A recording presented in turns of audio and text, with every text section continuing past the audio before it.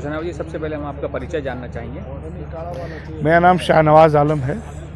मैं बलिया ज़िला का रहने वाला हूं, उत्तर प्रदेश का, और उत्तर प्रदेश अल्पसंख्यक विभाग का मैं प्रेसिडेंट हूं।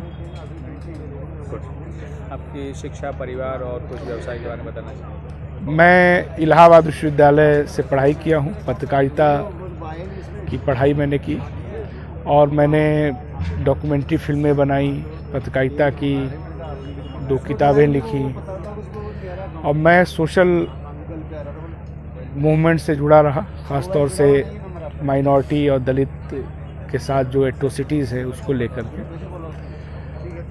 मैं रहने वाला तो बलिया का हूँ, लेकिन ज़्यादातर मेरी जो सक्रियता रही वो इलाहाबाद में रही, लखनऊ में रही। 4 साल पहले मैं कांग्रेस पार्टी में आया। बहुत अच्छा। तो जैसे आपने अभी करीब 2200 से ज़्यादा किलोमीटर आपने सफ़र किया है, इस यात्रा में इतनी कठिनाइयाँ हो रही हैं, कई मौसम आपने झेले हैं, ये सब करने का हौसला किस कारण से आया? यात्रा में जुड़े क्यों हैं? देखिए, एक तो देश के जो हालात हैं इस समय, हर आदमी के अंदर बेचैनी है, वो कुछ ना कुछ करना चाहता है। तो हम लोग तो एक पार्टी से जुड़े हैं, हमारे नेता एक यात्रा करना चाह रहे थे देश को जोड़ने के लिए, तो हम लोगों का जुड़ना उससे स्वाभाविक था। लेकिन कहीं ना कहीं जिसको भी अगर आप इस समय कहेंगे कि हम कोई एक बड़ा टास्क उठाए हुए हैं, चाहे उसमें जितनी दुश्वारियां हों, और वो देश हित में है, वो इस फासिस्ट निज़ाम से आपको मुक्ति दिलाएगी, तो बहुत सारे लोग तमाम कठिनाइयों को उठा करके भी चलने के लिए तैयार हैं। तो एक अंदर से जज्बा है सबके अंदर कि कुछ ऐसा होना चाहिए जिससे कि एक फासिस्ट सांप्रदायिक सरकार किसी तरह हटे।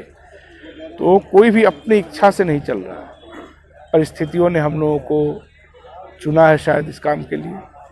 कई बार लड़ाइयाँ आप नहीं चुनते हैं, लड़ाइयाँ आपको चुनती हैं। तो मैं कह सकता हूँ कि जो इस मौजूदा हालात है, जो संघर्ष है, इस संघर्ष ने शायद हम लोगों को चुना है। अब इस यात्रा के माध्यम से जो आप संजो रहे हैं, जो चुन रहे हैं, कुछ चीज़ें आप बनाने का प्रयास कर रहे हैं, कैसा भारत बनाना चाहते हैं? देखिए, राहुल गांधी जी से हम लोगों की बातचीत हुई, एक बात बहुत समझ में आ रही है कि भारत जैसे देश में जहाँ इतनी विविधता हो, कल्चरल, सांस्कृतिक, भाषाई, नस्ली, लिपिगत, कोई एक तरह का विचार तो इस देश पे थोपा नहीं जा सकता।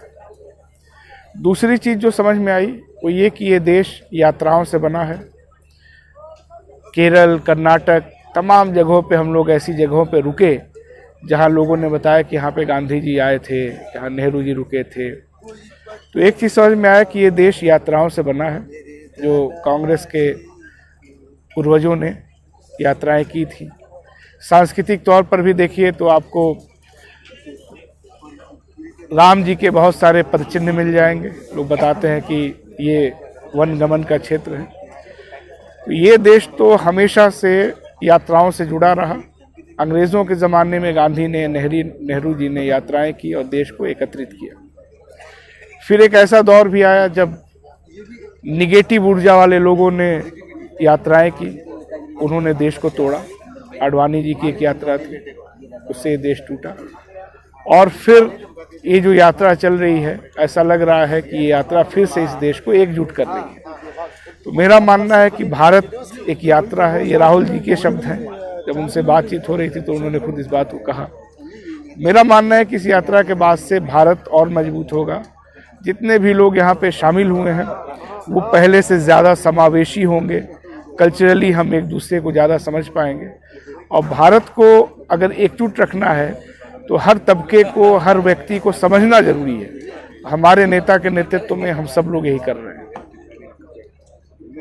एक भारत का जो मैं बता रहा हूँ, जो आपसे जानना चाह रहा हूँ कि आपके भारत का निर्माण करने का आपको अवसर मिलता है, किस तरह की तस्वीर होगी भारत की, क्या क्या खूबियाँ होंगी आपके? देखिए, भारत की खूबियाँ वही होंगी जो आइडिया ऑफ इंडिया में रिफ्लेक्ट होती हैं, जिसमें सबके लिए जगह हो।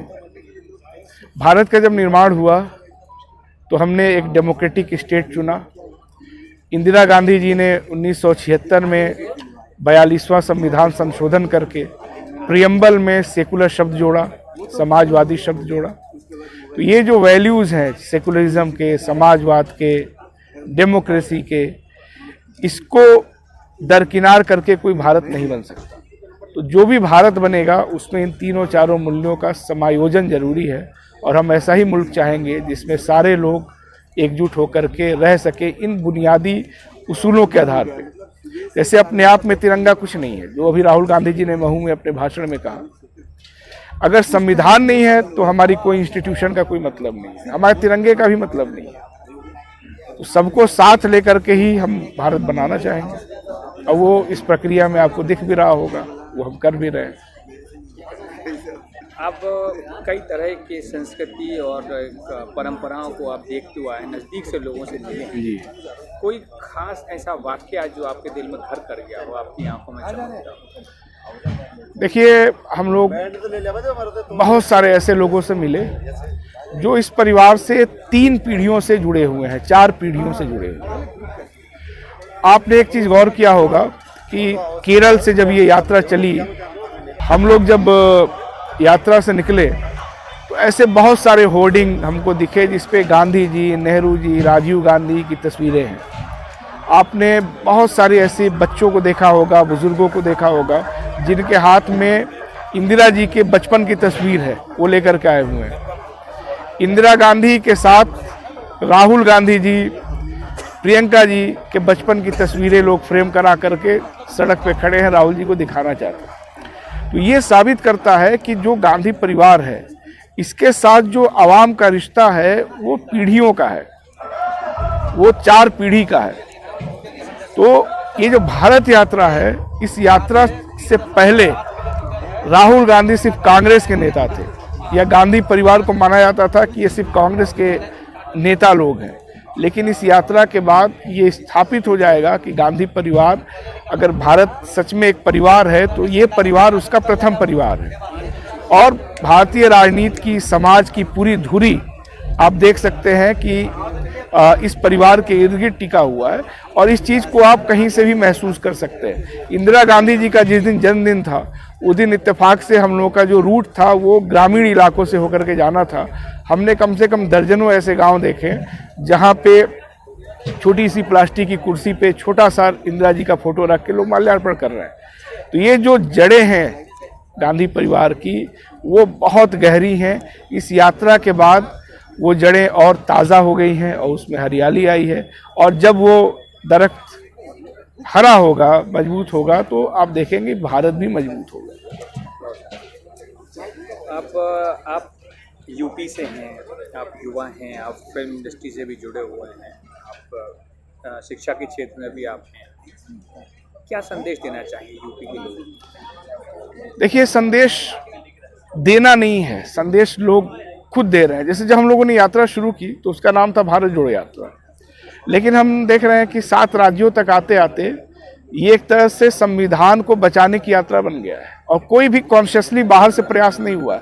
लोग भारत के प्रियम्बल की तस्वीर लेकर के बड़ी बड़ी होर्डिंगों को उसमें शामिल करके लोग खड़े हैं, होर्डिंग लेकर के लोग खड़े हैं, बैनर लेके खड़े हैं, प्रियम्बल हमारा जो संविधान का प्रस्तावना है।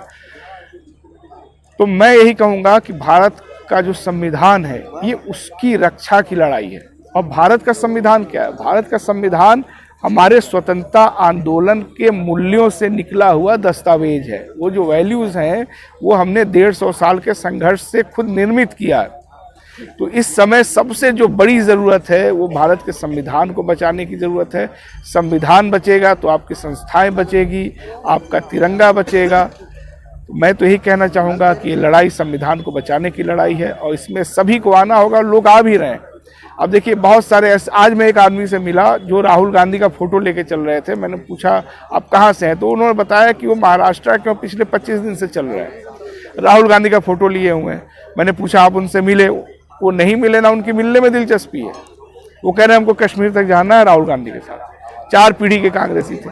तो ये जो रिश्ता है, ये रिश्ता साबित करता है कि गांधी परिवार के साथ जो अटैचमेंट है वो सिर्फ सत्ता में आने के लिए नहीं है, वो इस देश को बचाने के लिए है।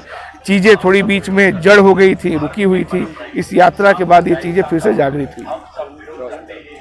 आदम साहब, कांग्रेस संदेश के लिए समय देने के लिए आपका शुक्रिया, और हमारी शुभकामनाएं हैं आपकी। आप इसी तरह मुस्कुराते हुए और तकलीफ़ों का सामना करते हुए यात्रा पूरी करें, और जल्दी हम शेयर करें। भारत जोड़ो